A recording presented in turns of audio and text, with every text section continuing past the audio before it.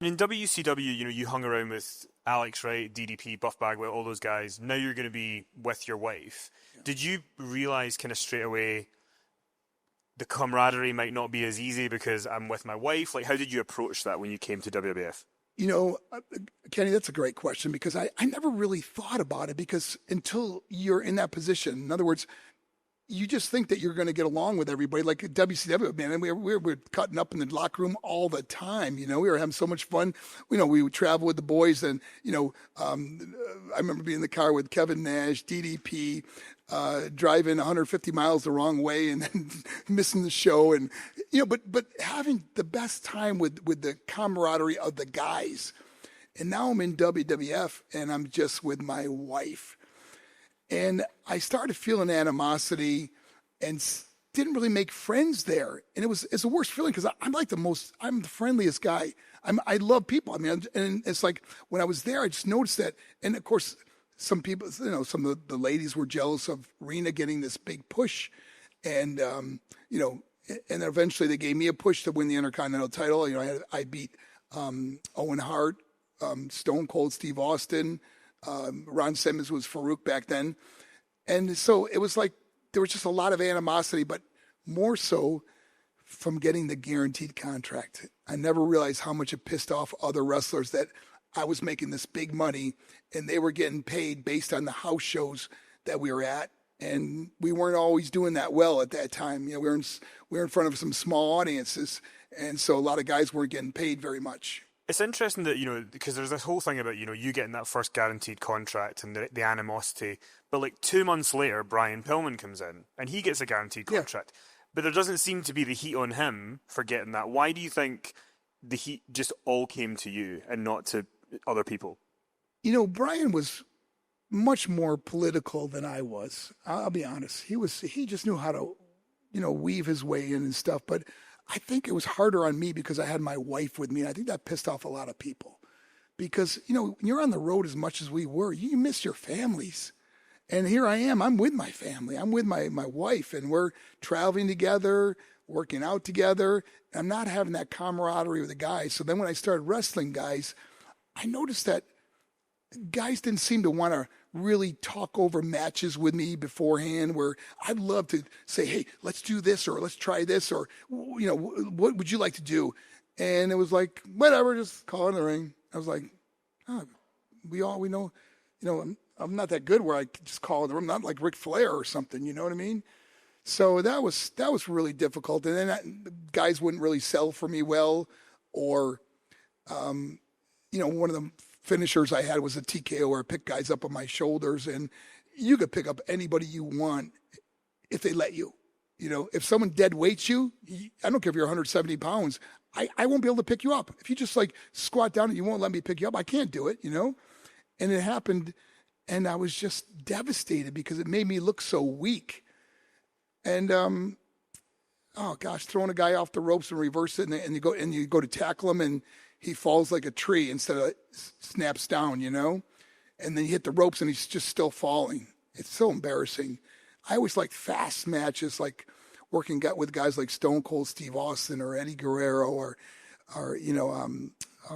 there's so many that were just Davey Boy Smith. Oh man, I love working with that guy. I also wanted to ask you about, you come in, your first match is on Raw with Isaac Yankem, then you face Mick Foley the next month. When you faced Mick Foley in May of '96, did you have any idea that he was annoyed at you about the guaranteed contract thing? I had no idea. I thought Mick and I were friends from WCW, and not that we weren't friends. I think he was just pissed off that I got that guaranteed contract. I mean, he alluded to it in his book that it really bothered him, and But guys, I want to say Mick Foley's a really good friend of mine, and he wrote me the most beautiful message years later after that book come out, and he just apologized for it. And I was just look at him as just an amazing guy. So anything we talk about that, how he felt back then, has no bearance on how we are now. But yeah, he didn't like me. Okay, and then he hated my guts. Okay. You were also around for that really weird period where the Ultimate Warrior was back in 1996. he had legally changed his name to Warrior, which is normal. What was he like to be around? I'm curious. Well, first of all, rest in peace. It's 11 years ago today that the Warrior passed on, which was just incredible. He was only 54 years old. It was funny because when I first came to WWF, when Ultimate Warrior was in the dressing room, I was getting ready to do my little introduction thing there backstage with Triple H after he beat him. And I got to sit with him and talk with him a little bit, and we just hit it off. It was like, he was a good guy. He wasn't, he seemed to like me. And then we only did a few house shows together, but, seeing him, the whole match was designed where Warrior just comes in and destroys Triple H, and Triple H blames it on Sable was his valet. And he's like blaming it on her. And so I stick up for her, and then we fight backstage, and that's how we got into a program. And Warrior was only there for a short time after that and then left. But anytime I saw him, he was a good guy to me. You mentioned the Bulldog earlier, Davey Boy Smith. You got to work with him in 1996 in South Africa. Was he one of the guys where, at least, you're getting to have a good match with him, you're getting to, maybe not necessarily be friends, but at least there's some headway? Yeah. There were certain guys that just, they put business first. And, at that time, Davey Boy Smith was a machine, man. I think we've all had our issues in that business, but at that time he was a machine, and man, could he work. In fact, he took the wild thing off the top rope, and Owen came in and hit me with his cast or glommed me, and I won on disqualification, but it was a great match. But he was one of the guys that did want to work with me and did have good matches. Obviously, Steve Austin always wanted to have good matches with me. He wants to have a good match with everybody. Stone Cold was a phenom, man. And how do you find out that you're going to win the Intercontinental title? And at that point, when you find out you're going to win the belt, are you thinking, okay, things are going to pick up now? Yeah, that's when I really thought, man, they're finally going to see that I have some talent. I'm going to be able to, work with the top guys. And they have me, beat Owen. Then I beat Stone Cold, and then I beat Farouk. And I think this is going to be the best thing. There's a big celebration where, in the locker room, they're pouring champagne on your head and they're all cheering for you. But there was no superstars in there. What I mean by that, and I'm not demeaning anybody, guys. I mean the guys that are kind of lower tier that were told to go in there and congratulate me. But there was no, the Shawn Michaels and the top guys, Steve and the top guys, Brett. None of those guys were there to congratulate me in the locker room. And it felt like this wasn't as important to the company as it was, to me. And I thought, well, maybe they just, maybe they're busy. I don't know. Where's all the top guys coming in to congratulate me? So it was like kind of suspicious then. But then I seen they're having me. I'm defending my title against the fake Razor, the fake Diesel. Those are the only guys I'm not even beating. They're beating the crap out of me, and I'm winning on disqualifications and things. And it was terrible. And then finally I dropped the belt to Triple H, which was his first title win ever. After obviously this, I'll go on to have a stellar career, but that was his first belt that he ever won. But I still thought, because they were having Mr. Perfect who turned on me, that I thought I was going to go into a program with Mr. Perfect, who I wrestled him in XWF later on. But man, what a worker he is. You talk about cream of the crop. I could not wait to work with him. I was going to show the whole company how good I can really work. They already see me wrestle Steve, and they knew I could work. But man, this was going to take it to another level. And I never got that opportunity because he jumped ship soon after that to WCW. And are they telling you this is the plan? You're going to be facing Kurt Hennig. You're going to be facing Mr. Perfect. Was that in the cards? Were they telling you? They didn't come right out and tell me, but they said this is what we're going to do. Is you're going to basically you're going to feud with Mr. Perfect. But I think, if I can remember correctly, I think he was coming back from an injury. He had the Lloyds of London policy. Yeah, something, and I didn't know if he would be able to wrestle or when he would be cleared was the deal. So, but whatever it was, we were going to be in some type of feud, whether he's going to manage another wrestler, and I got Sable, or where it was going to go. I wasn't sure. But I thought this is going to be a great opportunity to even work with Kurt. And you mentioned Shawn Michaels. I mean, there's so many stories about Shawn Michaels that he himself has admitted back in the day that he might have been a bit of a nightmare. Did you get along with him behind the scenes? Was he someone who... I never had words with Shawn. He was always polite, kind to me and my wife. But, never was it like buddy or never went out for a drink with him or anything like that. And then in early 97, you get the knee injury. And there's kind of nods on screen that you're going to turn heel, then you're out. Do you feel that the 8 months away was in some ways good for the character because you got to come back as a rebranded character? Or do you think if the knee injury hadn't happened, it would have been better for your career? The injury was probably the best thing that happened to me at that time. I didn't know what they were going to do. They didn't know what they were going to do with the wild man, Marc Mero, at that point.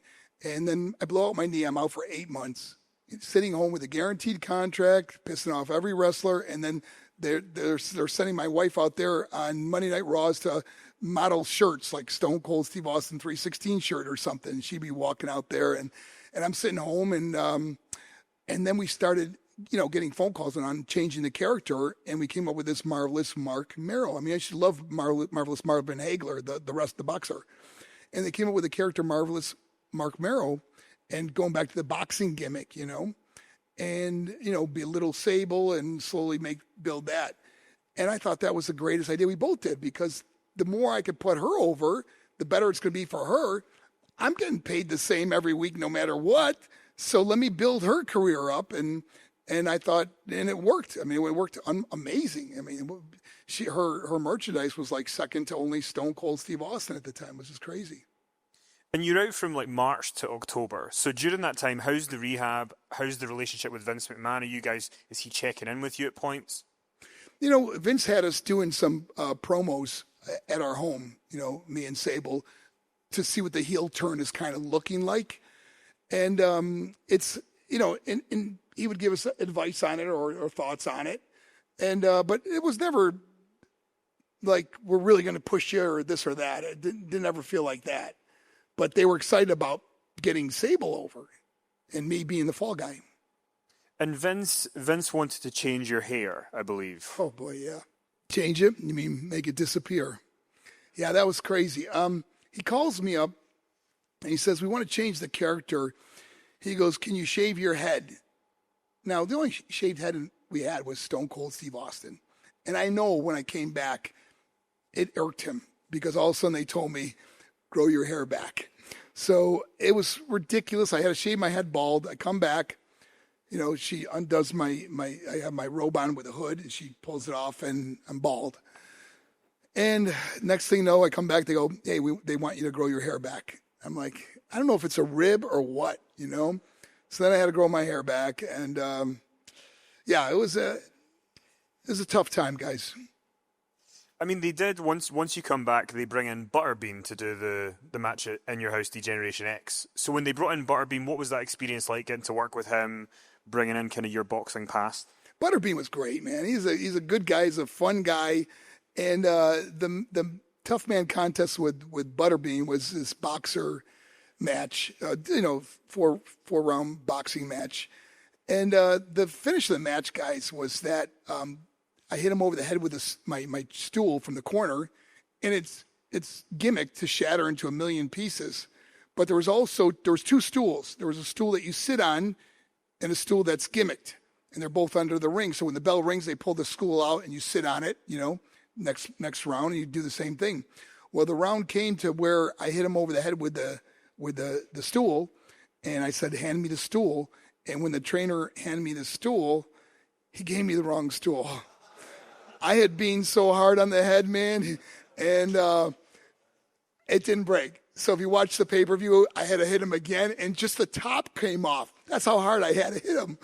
And that night we went out to dinner, and Bean goes, man, I thought the chair would that hurt. And I go, Bean, they gave me the wrong chair. And he goes, oh my gosh, that guy's got a hard head, man, I tell you. Damn.